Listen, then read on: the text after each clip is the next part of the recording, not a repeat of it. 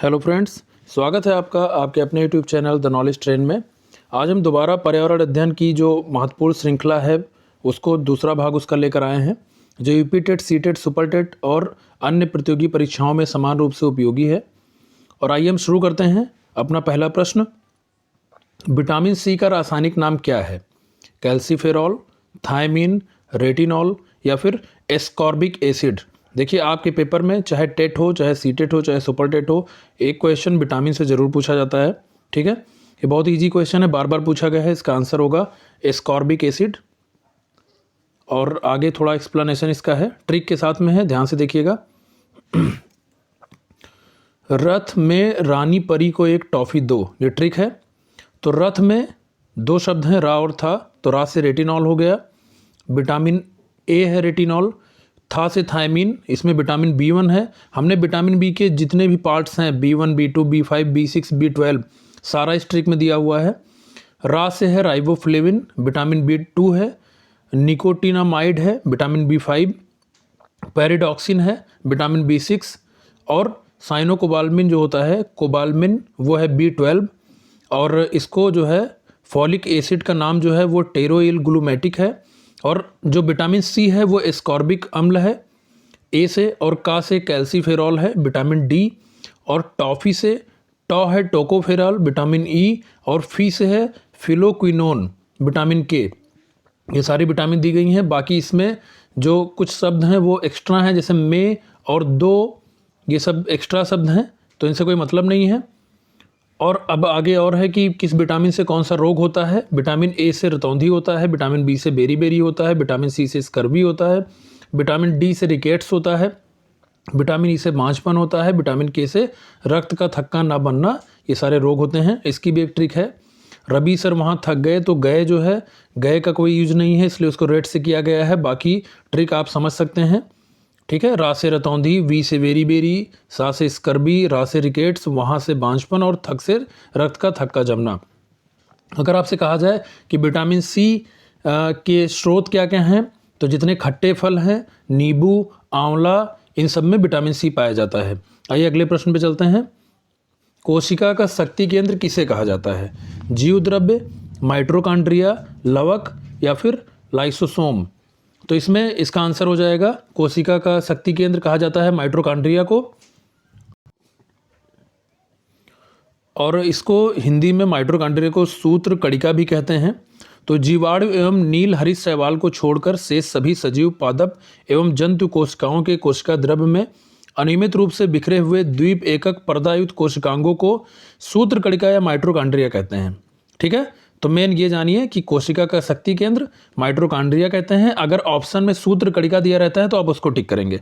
अगला है, देवा शरीफ मेला उत्तर प्रदेश के किस जिले में लगता है? बलरामपुर, बाराबंकी, बदायूं, बहराइच। तो ये भी आसान है, बाराबंकी में देवा शरीफ मेला लगता है। तो ये बाराबंकी जिले के देवा नामक कस्बे में स्थित एक हिंदू मुस्लिम धार्मिक स्थल है, और ये कौमी एकता का प्रतीक है। यहाँ पर हाजी वारिस अली की दरगाह है। कई बार प्रश्न पूछ लेता है कि देवा शरीफ मेला में किसकी दरगाह है। ठीक है, देवा शरीफ में किसकी दरगाह है, तो आप जानिए कि हाजी वारिस अली की दरगाह है। अगला है, उत्तर प्रदेश में तेल शोधक कारखाना कहाँ है? मथुरा, नोएडा, कानपुर या फिर कन्नौज। बहुत इंपॉर्टेंट है यूपी के हिसाब से, और ये जो है मथुरा में है। तो ये जो मथुरा परिष्करणी, मथुरा रिफाइनरी बोलते हैं इसको, ये इंडियन ऑयल के स्वामित्व में है, इस पर इंडियन ऑयल का अधिकार है। और ये जो बॉम्बे हाई से कम गंधक का कच्चा तेल आता है, और नाइजीरिया से जो कम गंधक का कच्चा तेल आता है, उसको यहाँ परिष्कृत किया जाता है। ठीक है, 1982 में जो NCR है, वहाँ से पश्चिमी क्षेत्र में पेट्रोलियम उत्पादों की मांग को पूरा करने के लिए इसको शुरू किया गया था। ठीक है, अगला है, जल का क्वथनांक बिंदु कहलाता है 0 degree Celsius, 100 degree Celsius, 97.4 degree Celsius या फिर 37 डिग्री सेल्सियस। इसका आंसर हो जाएगा 100 डिग्री सेल्सियस। तो किसी द्रव का क्वथनांक वह ताप होता है जिस पर द्रव के भीतर वाष्प दाब द्रव की सतह पर आरोपित वायुमंडलीय दाब के बराबर होता है। ठीक है, ये इसकी डेफिनेशन है, हमने कहा कि बता दें आपको। अगला है, कोचीन बंदरगाह स्थित है मालाबार तट, उत्तरी सरकार तट, कोंकण तट या फिर कोरोमंडल तट।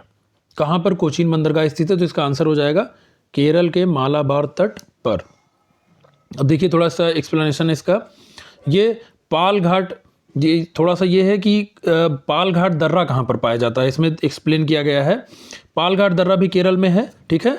और कोची बंदरगाह तो है ही है मालाबार तट पर, वो भी केरल में है, ठीक है।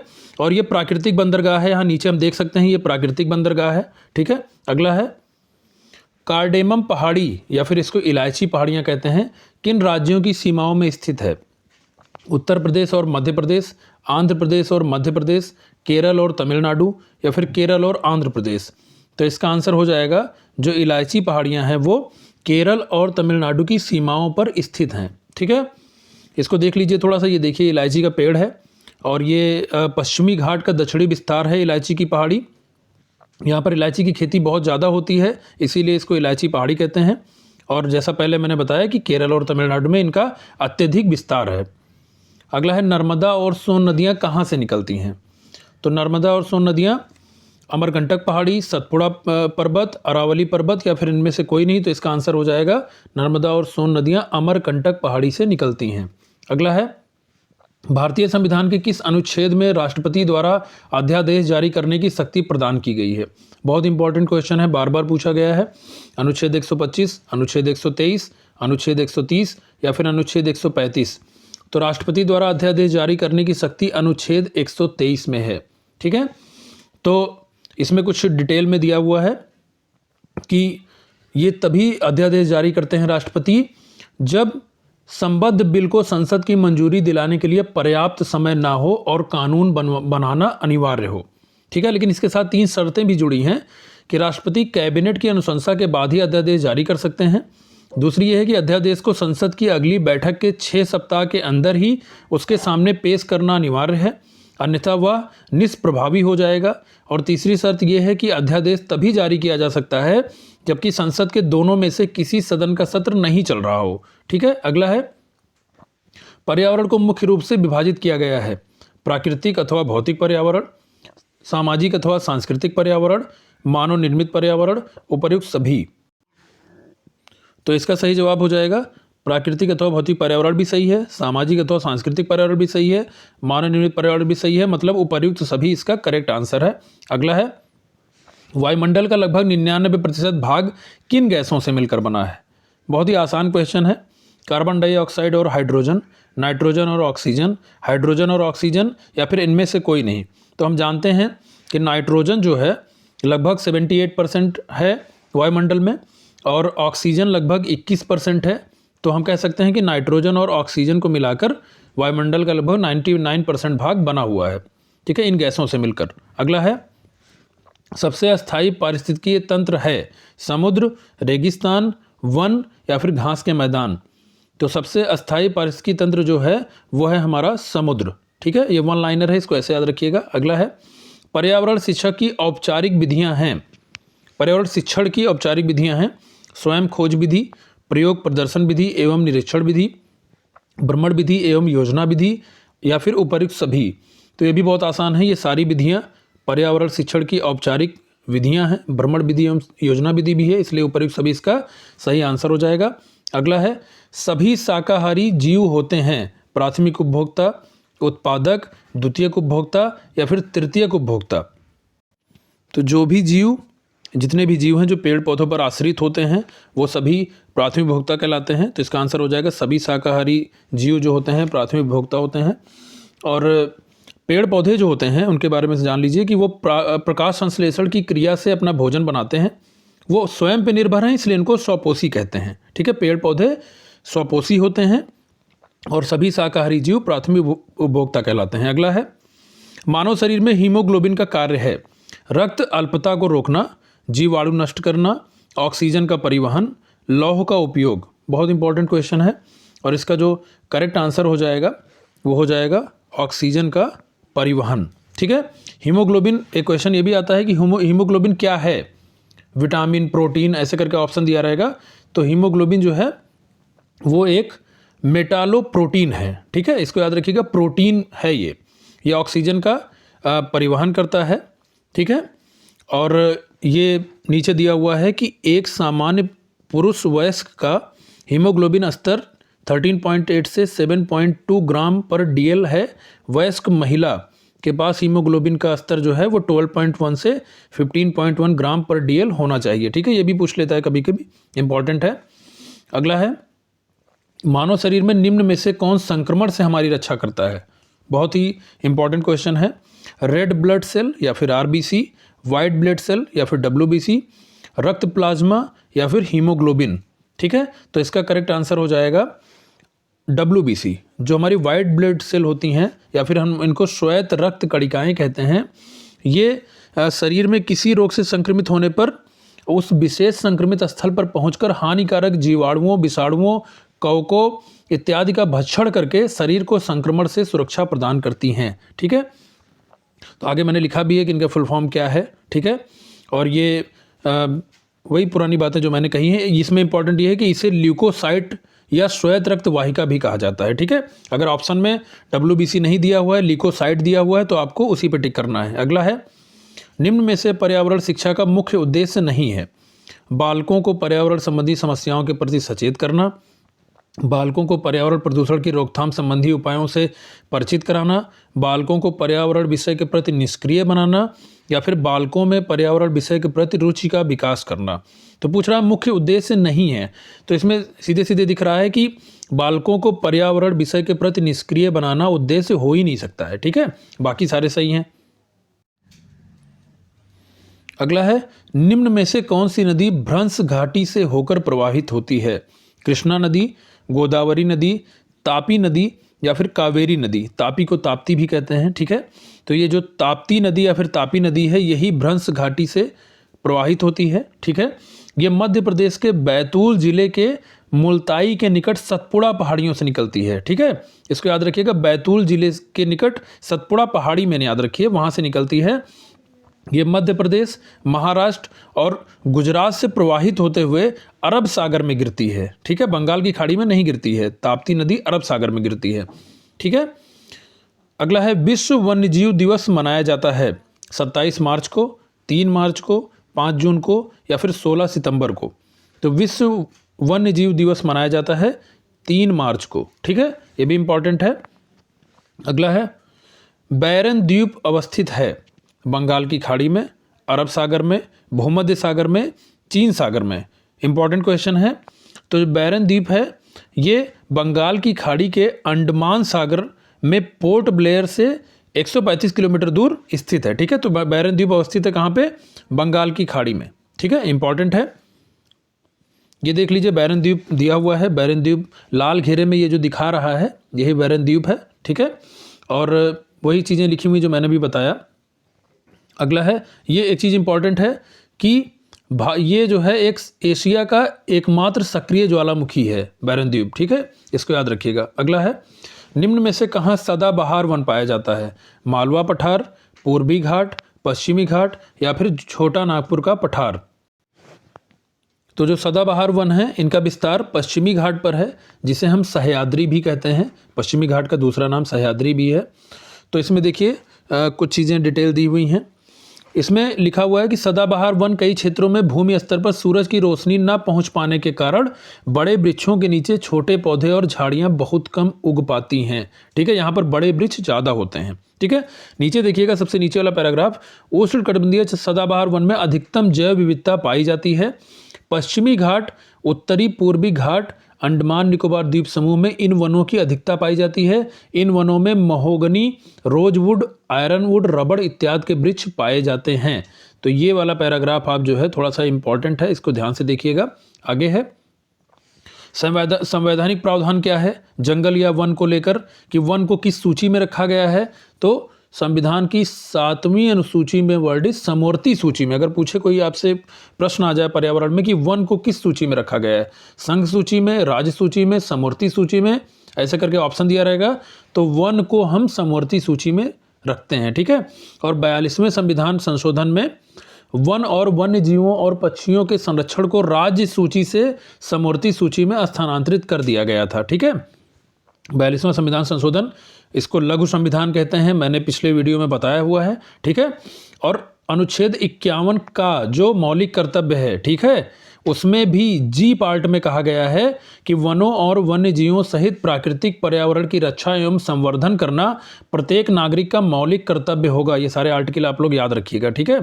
और राज्य के नीति निर्देशक तत्व सिद्धांत जो हैं उसमें भी अनुच्छेद 48 का में कहा गया है कि राज्य देश के पर्यावरण का संरक्षण तथा संवर्धन के साथ साथ वन तथा वन्य जीवों की रक्षा करने का प्रयास करेगा। तो एक आर्टिकल ये इंपॉर्टेंट है, एक आर्टिकल ये इंपॉर्टेंट है, ठीक है। और ये इंपॉर्टेंट है कि समवर्ती सूची में रखा गया है। अगला है, भारतीय संविधान का अनुच्छेद 17 किससे संबंधित है? शिक्षा से, स्वास्थ्य से, खाद्य सुरक्षा से या अस्पृश्यता से, ठीक है। तो ये अस्पृश्यता से संबंधित है, याद रखिएगा अनुच्छेद 17। अगला है, राष्ट्रपति का रिक्त स्थान कितने दिनों के अंदर भर लिया जाना चाहिए? बहुत इंपॉर्टेंट क्वेश्चन है। 90 दिनों में, 6 माह में, 1 वर्ष में या फिर 9 माह में? बहुत इंपॉर्टेंट है। ये किस आर्टिकल के थ्रू होता है? तो आर्टिकल 62 पार्ट 2 के तहत ये होता है, ठीक है। ये इसकी प्रक्रिया है, ठीक है, कि यदि रिक्ति राष्ट्रपति की मृत्यु, पद त्याग अथवा पद से हटाए जाने के कारण हुई है तो उसकी रिक्ति को भरने के लिए निर्वाचन रिक्त होने की तारीख के पश्चात प्रत्येक दशा में 6 माह बीतने से पहले किया जाएगा, ठीक है। अगर राष्ट्रपति का पद रिक्त है तो उसको 6 माह के अंदर भर लेना चाहिए, ठीक है। अगला है, भारतीय राष्ट्रीय ध्वज में केसरिया रंग किसका प्रतीक है? ताकत और साहस, स्वतंत्रता, समानता या फिर भाईचारे का? तो केसरिया रंग जो है वो ताकत और साहस का प्रतीक है। देखिए इसके बारे में डिटेल है कि जो 3 रंग की पट्टियां हैं उनके बीच में एक नीला रंग है, नीला रंग का एक चक्र है। इसको जो इसकी अभिकल्पना की थी हमारे भारत के ध्वज की, वो पिंगली मैकैया ने की थी, ठीक है। और 22 जुलाई 1947 को भारतीय संविधान सभा की बैठक में इसे अपनाया गया था, ठीक। जो केसरिया रंग की पट्टी है वो ताकत और साहस को दर्शाती है, श्वेत पट्टी धर्म चक्र के साथ शांति को, और जो हरे रंग की पट्टी है वो देश के शुभ विकास और उर्वरता को दर्शाती है। ध्वज की लंबाई और चौड़ाई का अनुपात 3:2 है, और इसमें जो चक्र है नीले रंग का बीच में बना हुआ उसमें 24 तीलियां हैं, ठीक है।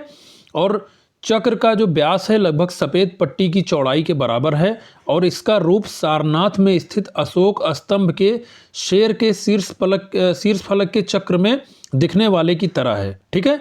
और जो हमारा राष्ट्रध्वज है ये भारत की एकता, शांति, समृद्धि और विकास को दर्शाता हुआ दिखाई देता है। इससे कई सारे क्वेश्चन मिल सकते हैं आपको, ठीक है।